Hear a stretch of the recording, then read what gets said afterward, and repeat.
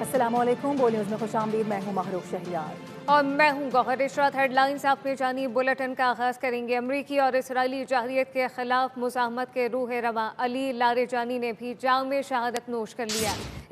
ایران نے سرکاری سطح پر قومی سلامتی کے مشیر علی لاریجانی کی شہادت کی تصدیق کر دی ہے۔ اعلان ان کے ذاتی اکاؤنٹ سے جاری پیغام کے ذریعے کیا گیا ہے، جس میں کہا گیا کہ اللہ کا ایک بندہ اپنے خالق حقیقی سے جا ملا اور شہادت کا درجہ پا گیا۔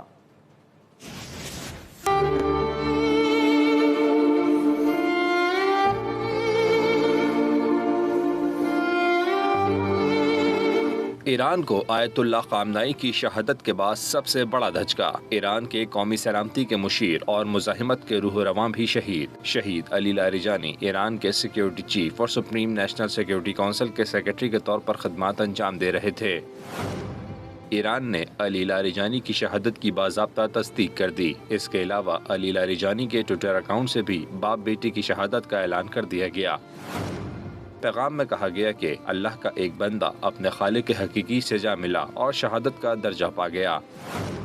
ایرانی قومی سلامتی کونسل کے مطابق علی لاریجانی ایک محفوظ مقام پر حملے میں اپنے بیٹے مرتضیٰ، نائب سیکیورٹی آفیسر علی رضا بیات اور محافظوں کے ایک گروہ کے ہمراہ شہید ہوئے۔ اس سے قبل اسرائیل نے انہیں نشانہ بنانے کا دعویٰ کیا تھا، تاہم اس دعوے کی تصدیق نہیں کی گئی تھی۔ اسرائیلی دعوے کے جواب میں علی لاریجانی کے سوشل میڈیا اکاؤنٹ سے ایک ہاتھ سے لکھا پیغام بھی جاری کیا گیا تھا، جس میں شہداء کو خراج عقیدت پیش کیا گیا تھا۔